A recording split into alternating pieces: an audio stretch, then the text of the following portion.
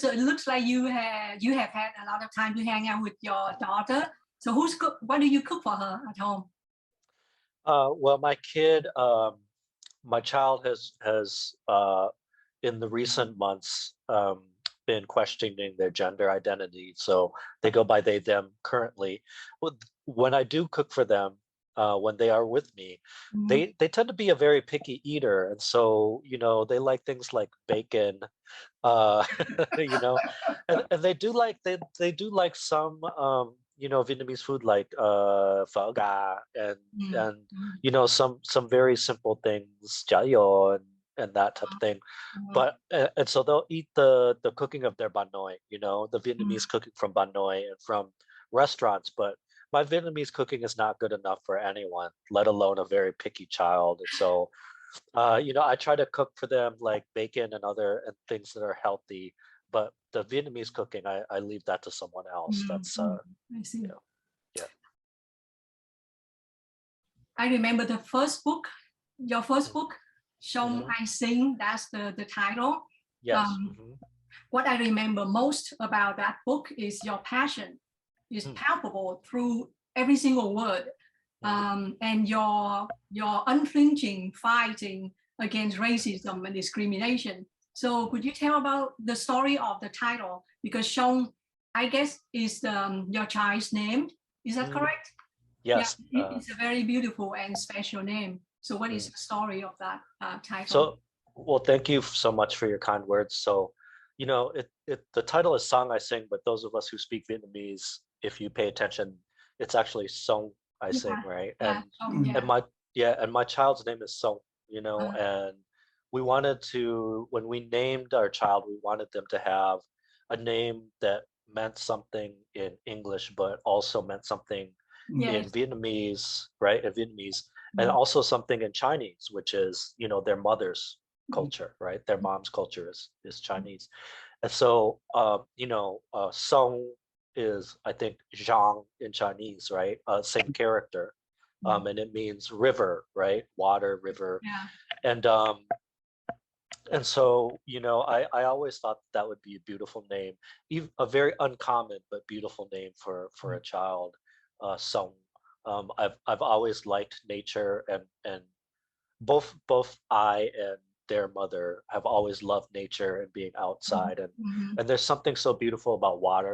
We're made of water, and mhm, mhm. water Yeah. and water keeps us alive. Water flows. Water is very musical. And so and when I named my book Song I Sing, it was kind of like a play, I think, on this kind of term, song I sing, but it's obviously with the Vietnamese twist to it. Mhm, And um and really it was really, even though I had written a lot of those poems before my child was born, a lot of it um kind of encompasses so much of why I became a writer in the first place, right? Is that there's just, I feel like, so much struggle for Asian American people, for Vietnamese American people in this country that not a lot of people know about, actually, right? And I think that that has come to a head during our current days of so much anti-Asian violence that's been happening mhm, during shelter in place and COVID. And what's been interesting to me is that all of this horrifically. So first of all, obviously, we know that anti-Asian violence is not new. It's a part of American history. But a lot of people don't know that history. And I think what's become interesting during our current times is there are all of these attacks on Asian people, mhm, um, but people don't see it as racism. Like they don't, it's almost like they don't know, because a lot of people don't think that racism against Asian people exists or is very important. It was really interesting to see all this anti-Asian violence happening, and people not able to say that it's racist or comprehend it as racist. It was almost like a lot of like even people who consider themselves anti-racist were like, wait, what is happening? Like with this anti-Asian stuff, like that's not racist because Asian people are basically white people, right? Like that's what a lot of people think. They think we're as privileged as white people, so they're like, but they're getting attacked right now. Like what is that? And it seems like in the consciousness of this country, whether you're left or right wing, there's no people don't know how to place Asian Americans in any of these discussions or any of these thoughts, right? And that's really why I became a writer.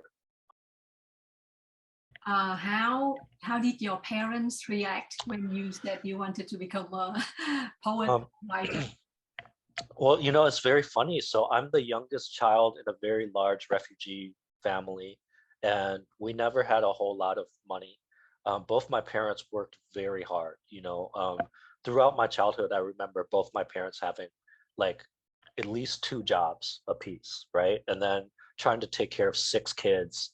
And my grandfather, for many of those years before he passed away, you know, we were refugees from in the mid '70s in the first wave, but we didn't have money or connections.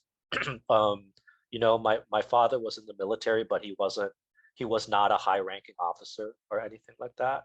Um, and it was really you know, we weren't really supposed to all come together on a plane. It was because of the chaos of that day, you know, when the other side was bombing Tanzania to try to stop us from leaving, you know, that in that chaos, we were all able to leave. We weren't supposed to, you know, we didn't have the connections and the money. And so I come from a very poor family. And I was the first in my family to receive a full scholarship to a private liberal arts college. In Minnesota. And so when that happened, my parents were, after they found, you know, it wasn't Harvard, so that was kind of disappointing to them. But after I told them what the school was, and they did a little bit of research and they like looked it up, they're like, oh no, that's a good school, so that's good. So they were proud of that. And then when I said I was going to be an English major, you know, they were very sad because they were kind of like, you know, you know, because they were very much refugees who worked so hard, and they, you know, they felt like survival was the number one thing for everyone. They just wanted us to survive. Yeah, They had to make money, right? right, like just survive because we were poor, and you know, like there were six kids, and they were like, just one of you, if one of you can be a doctor or a lawyer or be rich, so you can take care of everybody. That's it. Just one of you, you know.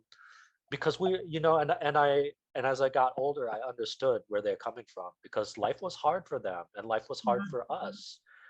But and so at first, you know, they kind of like wished that I had kind of done something else. But then once you know, a few years after college, I did struggle after college for years before I landed my job at a nonprofit. You know, I think once I was able to show that I was able to support myself and not, you know, because they love poetry, like they love Vietnamese poetry. Both my parents love Vietnamese poetry and Vietnamese music and classic Vietnamese literature. Like, you know, both my parents love literature, but they just thought that in America, you can't be an artist or you'll be poor, and they didn't want me to suffer, right? But I think once I got a job in my field and showed that I could do okay, they started to be cool with it. So there is a joke that I heard and I thought it was so funny and it fits so well. So the joke is, if you go near the Vietnamese American community, you stand out there and you throw a rock inside, the chance it will hit the head of a doctor or a dentist. So now we have to modify that joke because now we have one more. We have artists, a lot of artists in the community as well. So the chance. A lot of people in this country, when they see us, the first thing they would ask is, how long have you lived in this country? Right. So I would like to pass the question to you too. That would help me to move a little further more. Of course, yeah. So that question is always very interesting.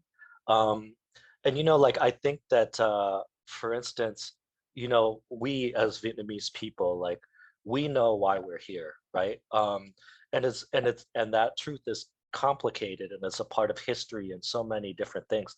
And it's always astonishing that like a lot of people in America don't know why we're here, you know, even though that the history of this country is so tied to why we are here, that question becomes, you know, and I'm not angry about it, but when you know, other people ask, it just reminds me, like, very few people know about why Vietnamese people, America's involvement in the war in Vietnam, the American war in Vietnam, whatever we want to call it.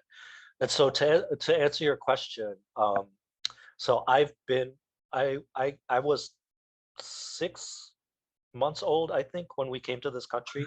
I was born, you know, so I was born in February, and we all had to leave in April of the same year, right? And my father was in the military in Saigon, and my mom worked at a snack shop at the University of Saigon, I think. Both my parents were originally from Taiping, you know, in the north, but my father wanted to get an education, and so he wanted to have a free education, and so they moved south to Saigon, so that he could go to the University of Saigon. He was too old, you know, but he figured if he moved south, no one would know how old he was. So did he change his yeah. yeah. And so you know, he was too old, but he figured if he moved south, no one knew him or his family. He could still get a free education, and so that's why he moved south. And then the war broke out, and he joined the military like many other Vietnamese people. And so we fled. We fled, and I was born in February. We fled in April. We bounced around, I think, Guam and some refugee camps, and then we came to Minnesota in that same year, and we've been here ever since. My parents still live in the neighborhood that they raised us in. It's a neighborhood called Phillips. It's Minneapolis's largest, poorest, and most racially diverse neighborhood. The American Indian movement started there right around the same time that we came, the mid 70s.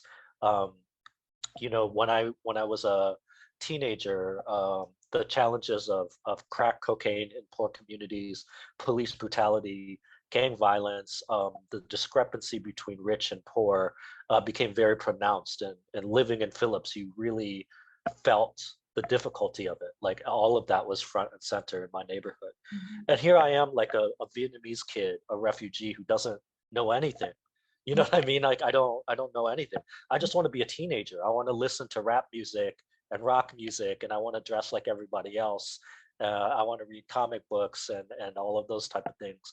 But there's all of this stuff happening that I don't understand, you know, and that's really when I started to read and talk and go to get myself educated on things and really start writing poetry around that time too. It's that time of confusion, right? Where and no one talked about the Vietnam War. Like, even with all of this activist circles talking about race and class and gender, still no one talked about the Vietnam War and refugees. Like, while all of these Asian refugees from Vietnam, Hmong people, Cambodian people, Lao people, you know, were here in Minnesota, but no one was talking about the war. No one was talking about why we were here, you know, and how that's also a global race issue. But nobody talked about it, and I didn't understand it, you know. I was very fortunate in that both my parents told me a lot about Vietnam, and both the war and the country that they lost and that they loved.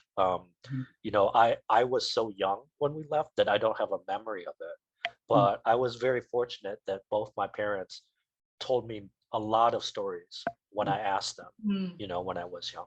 So in the way, it's almost fair to say that you are American born. I mean, when you come over here at the age of 6 months old, or even at 1 month old, the memory or the essence of where you were born practically have nothing impact to who you are.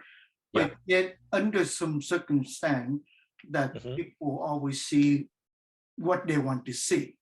Absolutely. And because of that, my next question is how do you balance your identity between, I use the word Vietnamese-ness and Americanness in terms of cultural understanding and perspective? Yeah, that's a very good question. And I definitely think, to touch on something you said earlier, I feel like I've always been in a very particular spot, right? Because my older siblings, they were old enough to have memories of Vietnam and carry that with them. Whereas me, I feel like you said, it's almost the same as me being born here, but it's not quite the same because, one thing that I discovered as an adult was that, the trauma of us coming to this country, when they were, again, I was there physically, but I don't have memory of it. But everyone in my family told me the story of, we are trying to leave the country at Tan Son Nhut, and like many other Vietnamese people, we were there for 24 hours in a bomb shelter while they were shelling the airport, trying to kill as many of us as possible. And I was there, but I have no memory of it. And so but for most of my life, I didn't think that I could claim that. But, but then as I got older, I started to go to therapy and I started learning about these things. And they said that even if you can't remember it, that experience is imprinted in you, right? Trauma is passed on. And so I'm in this very particular place where I don't have a clear memory of it, but what has happened, I was physically there, and so it's imprinted on me. And it's still something that I'm trying to make sense of, to tell you the truth. I go to therapy a lot, and I'm starting to understand things about myself that I didn't before, because it makes sense. For whatever, for example, and I hope this answers your question, no matter what success I have, right? In my mid 40s, I've kind of clawed my way into this lower middle class lifestyle as an artist. No matter how good things are, I'm always afraid tomorrow something's going to happen and I will have to leave and survive on the street, and figure out a way to support myself and my child with nothing. No matter how successful I get, that fear is always there. And it makes sense because that is what my parents went through. Everything that they knew and loved was gone like that. Right? Basically we all have to be ready to pick up and leave because, war might break out or something will collapse and we will be on the run for our lives again. Just as an example. So as an adult, I am just learning that is a part of who I am and why, right? And then, in terms of how do I balance it? I mean, it's really important for me to always remember where I'm from and also to honor, and it wasn't always this way, but to honor really my parents' struggle, I think. As I get older, I appreciate more and more what they went through. And I know that they had a very tough time too, because my parents wanted, even though we were poor and we were struggling, my parents, I feel were always caught, right, between wanting us so much to be proud of being Vietnamese, but then knowing that the country we were in was hated us so much that they didn't want us. It was some days they would say, you are Vietnamese, you are proud, know your history, and then the next day they would be like, don't tell anyone you're Vietnamese. You know what I mean? Because people hate us here in this country. They don't understand the war, and so they blame us for the war, and they blame us for American lives lost in the war, which they don't understand, and so they'll hate you if they find out you're Vietnamese. And that's a struggle my parents, I think, had to try to go through as refugees in a country they weren't prepared to come to, where they barely spoke the language, where they knew people didn't want them. I think I can understand the viewpoint sometimes, because for those who come over here at a later age, they continue to view themselves as guests in this country But for most of us, and particularly people like you come over here at the age of 6 months or a year old. This country is this is your home, and this, you are not a guest, you are a resident of it. You're part of it. Therefore, you should be free to say whatever you want to say. Right. Well, I mean, we would hope so, right? That we would hope that, like other people, we can kind of like create like something called Vietnamese American, where we're not like half and half of anything, but we are a different, you know, like we have created something beautiful, a community that is beautiful, that is very specific to our experience, right? As Vietnamese refugees. So that's the hope, you know, that the hope is that we are able to create something. But, you know, like, as you know, the struggle is that even though that may be true, like my child who is born here is Vietnamese American, right? Is born here in America. American culture is all they know. But at the same time, someone's going to look at them and say, oh, I wonder when they got here. A very tricky situation. I think it's Yeah. so difficult to deal with, because your child was born here. They are American. You don't even need the Asian part in it, just because they look Asian. So how do you teach them to deal with situations like that? It's very confusing, it's hurtful, it's painful. People can look at you and always have some kind of expectation. Yeah, thank you for asking. You know, I think what was hard for me growing up is that I didn't, when people like would say or think these things that were very hurtful, whether it be a microaggression, like, you know, just like, where are you from? Or like the more aggressive, like people actually calling you really racist names and trying to beat you up. Like, you know, like what was difficult is I didn't understand it. Like, I knew that it was wrong and I knew it was racist, but I didn't have like a strong sense of self and a strong sense of like it is okay to think that this is really wrong. You know what I mean? And that it is wrong for people to act this way and to act against it. And so what I try to teach my child is that, unfortunately, racism exists. Racism exists against Black people, against indigenous people, against Latinx people, against Arab people, against Asian people, and it's wrong. And, you know, like I know that sounds very simple, but like, you know, sexism is wrong, homophobia is wrong, classism is wrong. And so part of it is having these conversations with them so that if these things happen, they don't feel alone. And that they can talk to us about it, because it's going to happen. Unfortunately, like things will happen that are uncomfortable, and I you know, part of it is hopefully to know that we know that it exists and we think it's wrong, and that if they experience it, they can come to us and know that they will be loved and supported, and that they have a community, you know, of friends and families, uncles and aunties, you know, and friends of various races and colors that will stand with them and say, this is not right. Since we are on the topic of racism, I have a very almost personal, but also very professional question for you. And this could be related between your profession and my profession.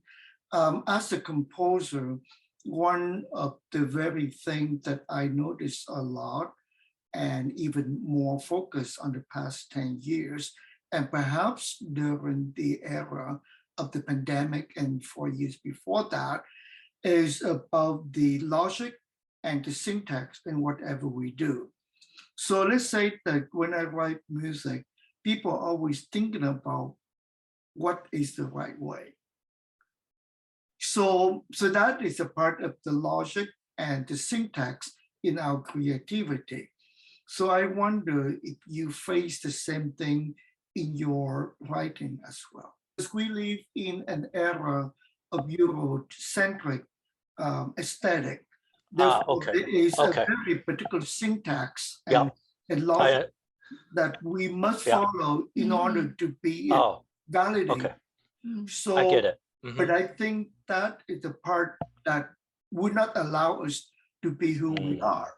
That's, yeah. So I wonder, you feel the same thing, and how do you do it? How do you deal with the issue in your writing? Okay, yeah, I get that. That's a very good question. And it's complicated, you know, because on one hand, there's a way in which I very much conform to Eurocentric standards because I write in English, right? Like, so already it's like the ball is in their court, right? I'm already playing their game because I write in English. So there's that part of it. But then if I kind of dig deeper into what you're saying about like kind of like Eurocentric expectations, right? There's a way in which I think I try to find ways to play, you know what I mean? Even though I'm writing in English, I do think I think that you're absolutely right, that there are Eurocentric expectations put on us. And for me, the way that I think about it is subject matter, right? I think that, for instance, I think in the Western American consciousness in particular, I think that Vietnamese people really can only occupy one of two major roles, right? It's either victim or villain. Like those are the two. So Vietnamese people, for instance, are either the enemy soldier, you know, like Viet Cong who has killed white people, right? Or we're the victim. We're like Miss Saigon, you know, like, and that's it, you know. And what I like to do is I like to kind of defy that, because really what that means is that we're never seen as human, right? We're only seen as like one of two archetypes. And that's one of the reasons why I love Viet Thanh Nguyen's, you know, the novelist Viet Thanh Nguyen's The Sympathizers so much, and his follow-up, The Committed. What I love about those books is that he really, I think, resists, you know, those two archetypes as like, you know, his character is neither like a pure villain, nor are they like a victim angel, right? Like they are a complicated character, right? In some ways that they're unlikable. And I really like that about his work. And so similarly, I try to kind of resist those two things that are imposed on us. I try to write about our lives in a way that does justice to how complicated and messy and messy and human we are, you know. Like ultimately we're human, which means we're as beautiful and flawed and problematic and righteous as anyone else, right? Like as human beings, we contain all of those multitudes. And really that's the way that I try to resist. You know, unfortunately, I write in English, so there's a way in which you could say that, you know, my resistance is not complete, I guess. But the way I do try to resist is like not conforming to the expectations one way or another of what people's expectations of what a Vietnamese person is. And I also want to say that also means that, you know, like Asian people, we internalize those things too. So, you know, I think that sometimes we as Asian people take that in, and then we start expecting that from each other, right? And I try to, I think, resist, and I try to resist that way. You were talking about, I mean, we were talking about Vietnam and the memories of Vietnam, right? How they were embedded in you. In your second book of poetry, you talked about your experience in Vietnam. You were there and you were looking up in the sky, and that experience gave rise to the title of your second book of poetry, Thousands of Our Hotel. Where was that, and what was the experience like, and what's the role of your visit to Vietnam towards your journey of Vietnamese memory, or memories of Vietnam? Yes, thank you.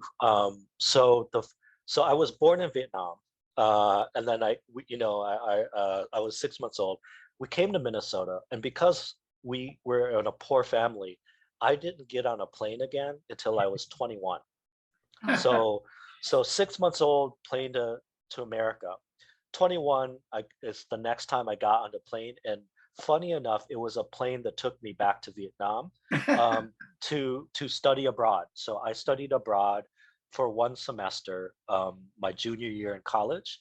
I went earlier. I went a month earlier because my oldest sister got married in Vietnam. So she married a Vietnamese American, but a lot of his side of the family was still in Vietnam. So they decided to get married there in the summer. So I flew back early. And so really that was in 1990. I was a junior, so it was either 95 or 96. And so I lived and studied in Vietnam for 4 or 5 months. It was a very difficult, very beautiful experience. I've always been somewhat cynical, and so I didn't go back with this idea, that that Vietnamese people would embrace me and like welcome me home. I think sometimes we have this romantic idea. It's like, oh, Vietnam is the homeland. I'm gonna go and everyone is going to like embrace me and make me feel welcome, and it's gonna be my home. And I've always been a cynical person, and so I knew that that wouldn't happen.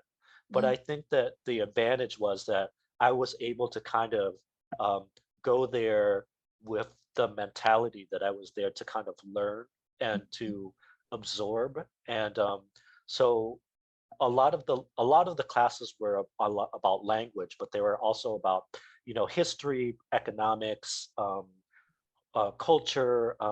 We would travel through Vietnam and learn about different cities, like and what was really wonderful about it for me was that I was able to see some things that I had this was before the internet, right? So this was like 95, 96, and like email was the new thing. That was like email had just come out while I was in college, but surfing the web, that was a year away, right? Yeah. So going to Vietnam at that time was I got to see stuff that I had only heard about from my parents. So for instance, when I was a child, my father fascinated me with tales of Halong, Halong Bay.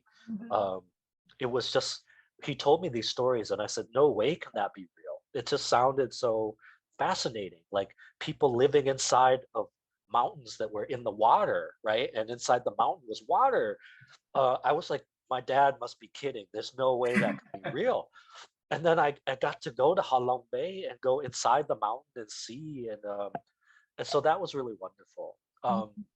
I think what was difficult was, I think you can imagine. So, one, culturally, I was seen, because my Vietnamese was just like okay, but in Vietnam it's bad. Like in America, like when you're Vietnamese okay, you go to Vietnam and it's bad, right?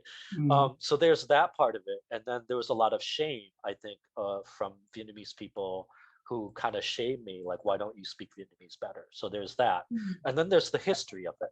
The history of my father being on the side of the South Vietnamese regime, and me being his child, and us going back to communist Vietnam and all of the political ramifications, and then there's the economic ramifications, where even though I come from a poor family in America, I represent wealth back then to Vietnamese people who were in one of the poorest countries in the world, and so it was very complicated.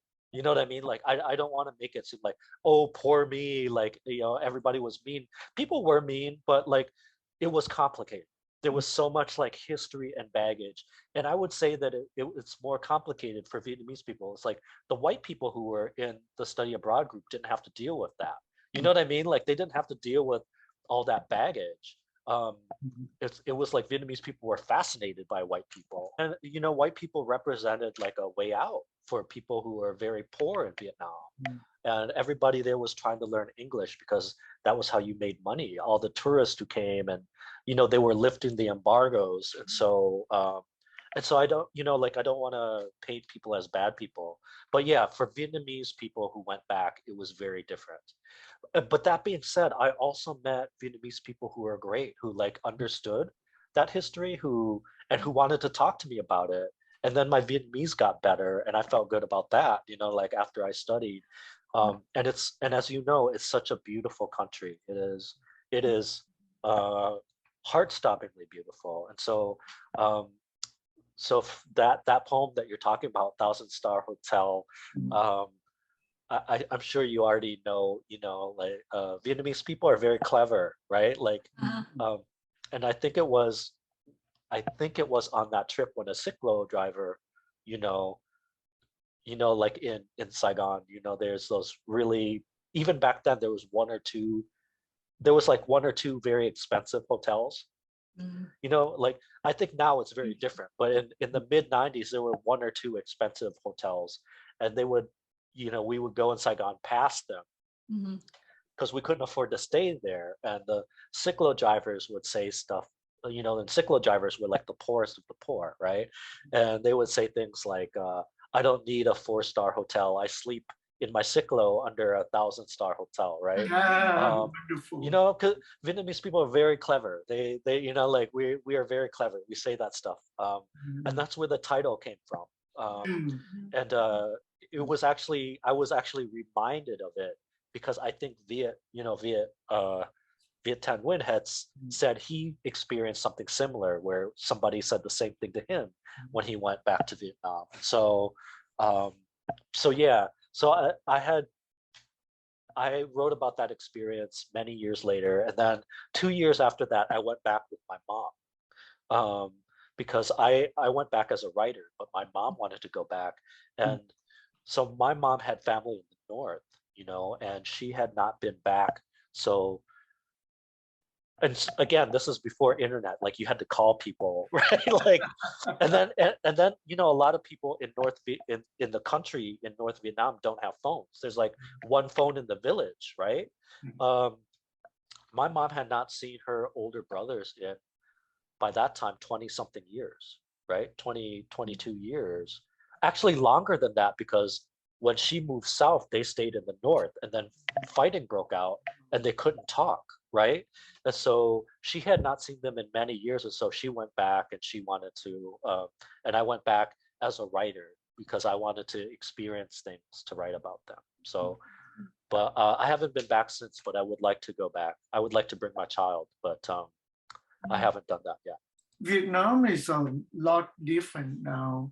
I think if you go to Vietnam now and speak English, you would be much more welcome in several ways. Yeah.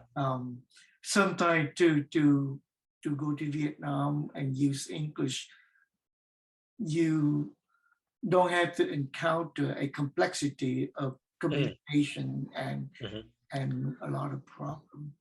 But Andy, you have another question? If not, I have another one for you. You can something very, very simple. Now, something just very simple is I read through some of your poems, and I can see that you like to tell stories, and I think that's a big part of writing as well. But because of that, have you thinking about writing a libretto someday? A libretto? That's really interesting.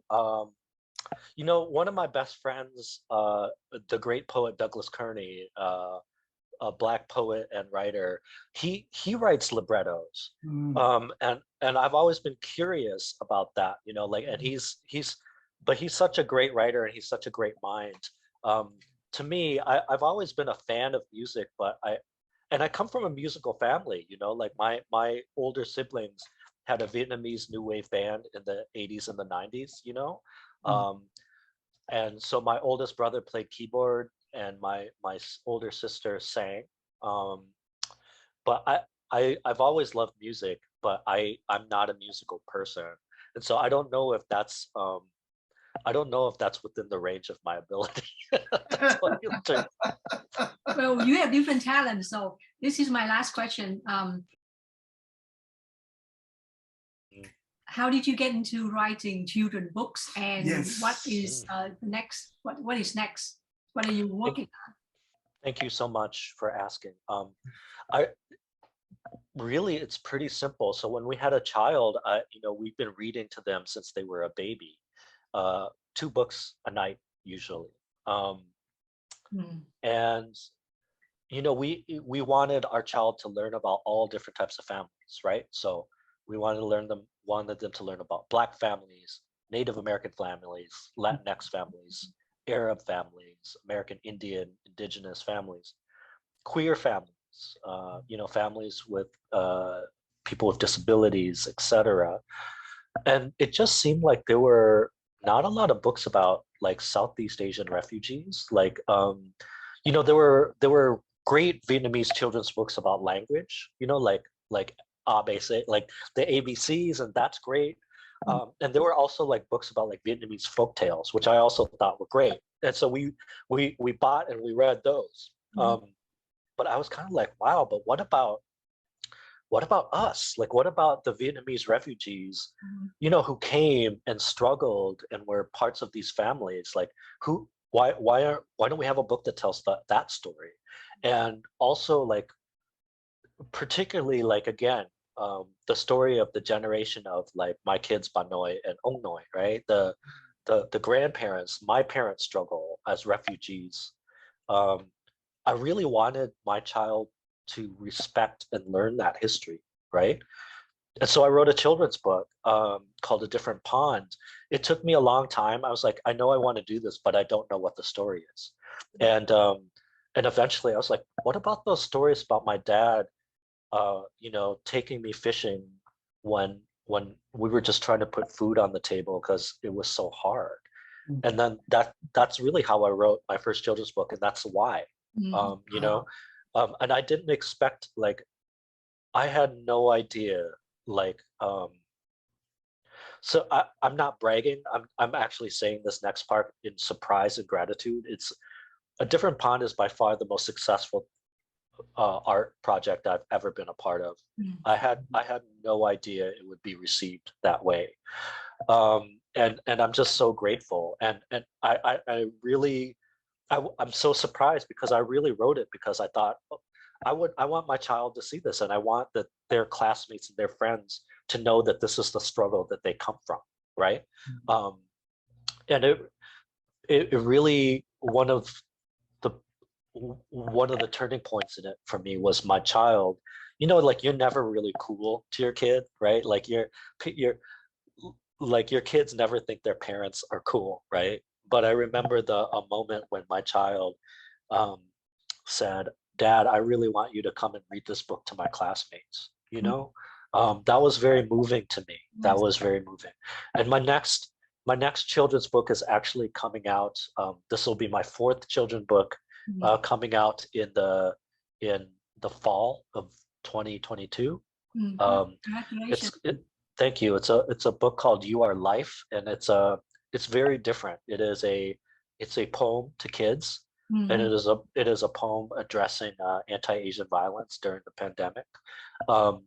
And hopefully it is a book that says, yes, this happened to us, but we are beautiful people. And so it was kind of like my offering to Asian American kids that, like, we're facing so much hate, but you are beautiful and you are life. And so that's really what's next for me.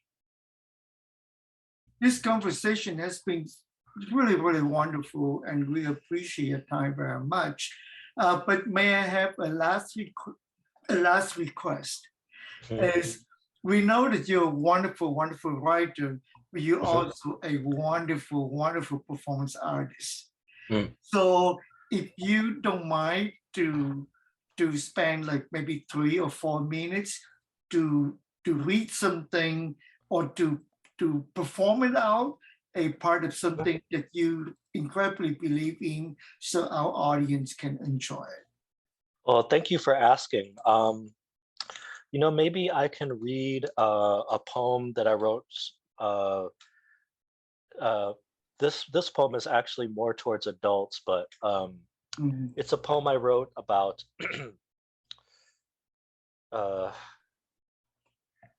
you know, that I wrote addressing anti-Asian violence. Mm. And, you know, I think it might be around 4 minutes. And it's basically, so, you know, we all know that there's so much anti-Asian violence that's happening, and that's nothing new.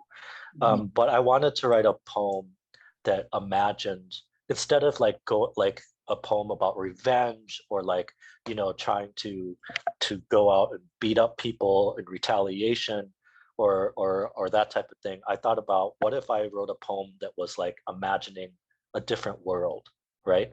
Like imagining an alternate reality where this did not exist. And so this poem is called Alternate Reality. Instead of a grandmother kicked in her face, 1,000 orchids blooming from each swinging foot, the stems and petals forming a fragrant face mask wrap around every face, hers and yours. Instead of a man and his child stabbed in the face in a Sam's Club parking lot, the knives turned to pens, sentences flowing like blood as the story of their lives filled the body of flag after flag, embracing the wind from every direction. Instead of acid poured onto an Asian American woman's face, we asked one another what our parents drank when they lost what meant the most to them. The lines on their faces a worn map to the unbearable, so they can find it even when they dry. Instead of an Asian American nurse being dragged from a train, we all grow wings. There is no net big enough, no handle long enough to catch us. Instead of a rock through a store window, there are no stores. We have everything we need and nothing more. Instead of fearing for my mother and father every day, they are hunched over sewing machines. The stitches even as the needles dip up and down, the thread tight on the margins or it all falls apart. They sew masks. They save your life. And so there is no need for me to keep screaming how they saved mine. Instead of "you chinks brought the virus here," there is a chorus in a language no one understood, but translated as beauty. So loud you were shaken, and you learned the limitations of dancing, how you've always been taught to dance. Instead of "you people need to stop eating bats and rats," American history books fell off of shelves and burst into flames, and we cooked our dinners for one another, burnt in some places and raw in the other. In the dark, our families' backs are hunched with all they can carry, dodging the spotlight eyes of soldiers, the bark of their guns off leash. They always escape the men with guns. We never forget. Instead of deportation, our bodies become boats. The ocean is impossible to border. The flags sink to a place where there is no light to see the sigils. We are all water, so we be like water. Here, mothers don't need dead sons or daughters before we listen to them. The doctors and nurses don't need to stand in front of trucks as if they were tanks. We don't need to celebrate a day that a child isn't shot at school, because that is every day. The drones drop only bread. The combat boots float meaninglessly over the necks of our fathers. The bigots are too busy with therapy to pay us any mind. The police bullets all miss. The hottest flame is in your kitchen. Lovers are never the chameleon color of bruises. You could lean down close to the face of the dying person whom you love, say goodbye to their very last breath. It's not science, but rather science fiction, that the landmines are not landmines, but seeds. And like flowers bursting from the soil after the winter, you are an explosion in bloom.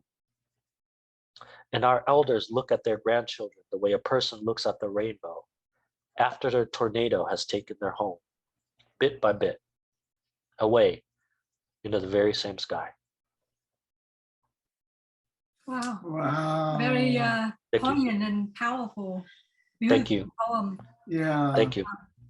Thank you for your time and for this opportunity. I appreciate you. Thank you very much for taking your time, Bảo. Thank Thank you so much.